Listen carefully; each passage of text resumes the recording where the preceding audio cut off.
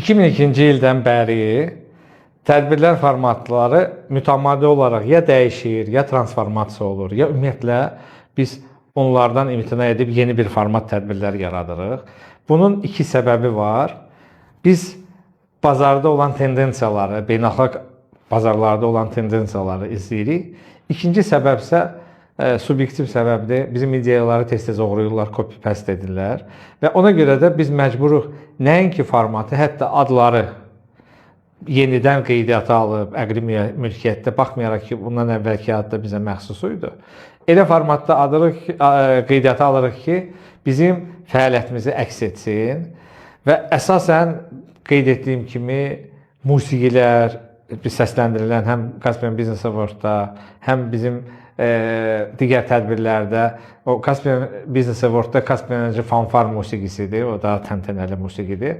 Digər tədbirlərdə isə rock əsasında qurulan musiqidir. Hər ikisinin adı Caspian musiqisidir. Biz onları əqli mülkiyyət agentliyində qeydiyyata alırıq və çalışırıq ki, bütün dünyada fəaliyyət göstərdiyimiz ölkələrdən onları qeydiyyata alırıq ki, heç kəs bizə məxsus olan layihələri, brendləri, musiqiləri bizim rəsmi icazəmiz olmayaraq istifadə etməsinlər.